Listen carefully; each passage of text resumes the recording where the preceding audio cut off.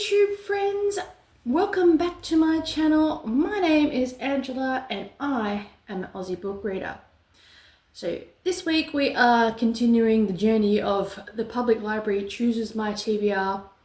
Where we left off with you guys last time is I did continue on with Twisted Hate. I'm going to give you my thoughts and feelings and the ratings of where I'm at so far. So Twisted Hate, 2.5 stars. Personally don't think I am a big fan of the dislike or enemies to lovers. Like, I was very distracted reading this. I didn't get into the characters. I think it's just that and then when they were hooking up, it was very quick. Like, it was insta love. It was too quick for me. It was just straight in and banging, and you know, it was like enemies benefits more than anything else, and I don't really think they're real true enemies though. 2.5 stars. I will get the last one just to finish it off, and then, don't mind me, I'm just gonna put this here. Then I read A Long Time Coming. Little tabs in here just to refer to them. I absolutely freaking loved this one. Even before I say anything, 5-star read. Made me laugh at literally page 3. I loved the sarcastic banter between the MMC, which his name was Breaker, which is an unusual name, and his BFF, which is Ophelia, but Leah. But I read it as Leah, as Leah, not Lia. So Leah. And Leah becomes engaged to this guy, Brian. And Brian really, he is a wet carpet of a man. Like, he's spineless coward. I have no idea what she even sees in him. He reminded me so much of my ex. I got the ick a little bit because he reminded me so much of my ex. But Brian's mother is the true definition of monster-in-law. I think she is Lucifer incarnate. She is a right pill, mate. Ooh, she was horrible. Absolutely horrible. I did get a lot of secondhand embarrassment in this, but actually, if the wedding veil scene, if you've read this, you know. I'm trying not to give too much of spoilers when I'm doing these stuff like that. One of the things that did get me in the feels, real gut-wrenching. Baker and Leah are talking to each other about, in this scene, they're talking to each other about how well they know each other. And there's a spot where it's good. I remember the day we talked about, it was our senior year in college and we went for a frat party and it ended up chatting on the porch the whole night. We both had a few drinks, but nothing that would impair our cognitive behavior. He leaned back on his hands and told me all about the day he lost his dad. When your dad passed away, I answered softly, and how you wish you told him you loved him more than you did, and how you regret not saying it to him enough. And I remember like it was yesterday because I clung to that and always told my parents that I loved them after that. That really resonated with me because we've just come up to the 9-year anniversary of my dad passing this year. It really, really resonated with me because I didn't really get much of a chance to say those words. I'm getting emotional. I'm trying not to. I didn't get to say those words to my dad like very often, and he was a very hard and stoic man, and I wish and he passed really, really quickly, and it was like he was really healthy and it quickly turned cancer, like F you cancer, like is all I've got to say. And it really resonated with me, and I had to like have a little break from the book just to compose myself because it really hit me, and considering how funny this book has been, like that was one of the things that I think I'll take away from that, is like that quote and that line. So apart from that, there was a couple of other funny scenes. It just got me.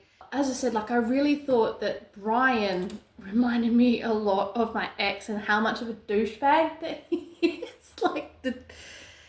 Like, he won't stand up. Like, he's such a wet noodle. Like, he won't stand up for her and defend her against his mother. And his mother, as I said, is a right piece of shit. Like, she is, like, they're trying to plan their wedding and she's basically steamrolled over it and she's planning their wedding. Like, whose wedding is this, lady? Like, come on. And one of the things that I absolutely cacked myself up is how she describes her mother-in-law. And I hear this, I'll tell you what, where I'm like, okay. So they call her the Beeve because her name is like Mrs. Beaver. So she and her best friend have been calling her the Beeve. Beeve is something else. Lanky legs, always a minimum of 4-inch heels, and she is wearing always an inflated resting bitch face, accompanied by a nude colour lip, and she has the minimum of royal family and is wearing the jacket that she's not control of it's dress or jacket, even in the California heat.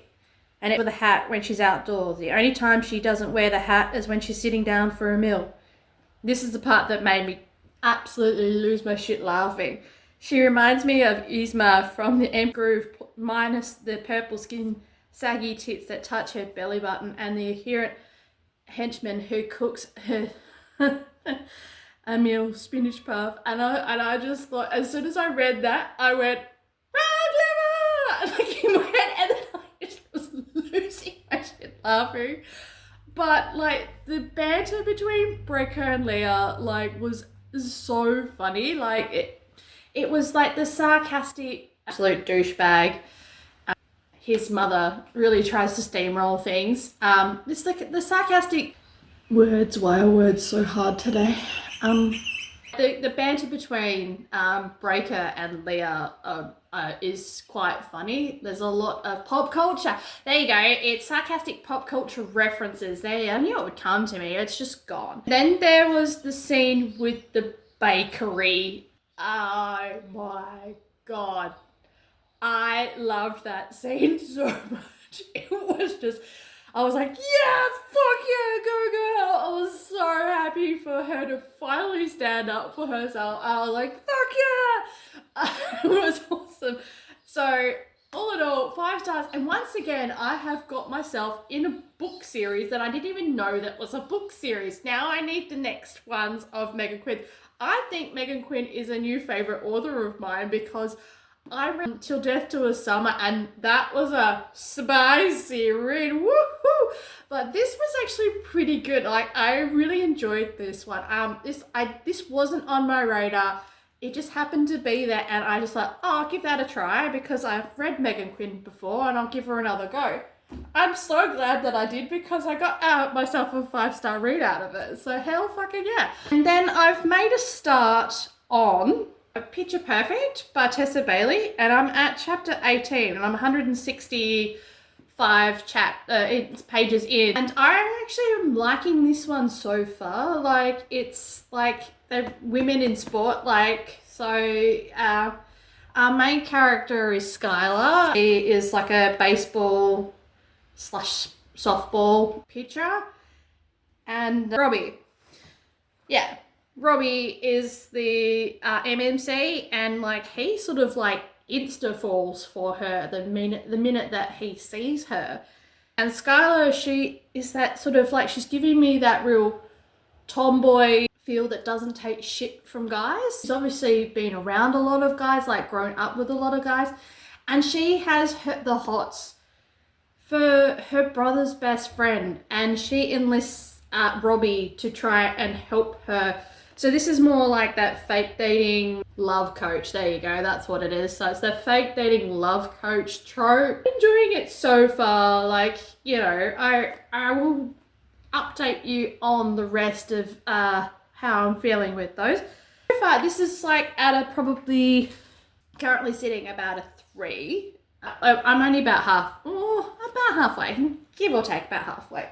This week it will be a very busy week for me because it is my My big boy, he is turning 11, so we've got some birthdays happening, so I'm sort of gonna be batch recording. I hope you don't mind that I'm doing that because as I said, it will be quite busy in this next 2 weeks for me because I'll have birthdays galore.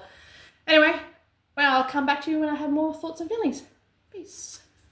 Okay, so I have just finished Picture Perfect. It's quite a cute read. 4 stars.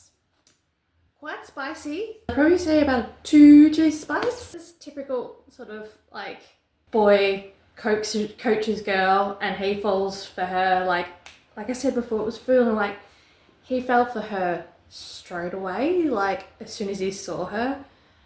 But I'm kind of glad that you know, that they didn't end with happily married and then having a baby. It's just like, yeah, they're together at the end, of course, but like they haven't like popped out kids, so like the typical sort of ending to romance stuff. I'll just do a quick recap on what I'm gonna do for this week, and I'm sorry it's a bit shorter video for you guys. I have got a little bit of a change for you. I have been offered a job, so I don't know how I'm going to go with consistently being upload videos. I might have to be car vlog style.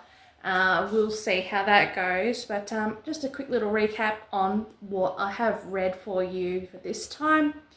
Twisted Hate was 2.5 stars.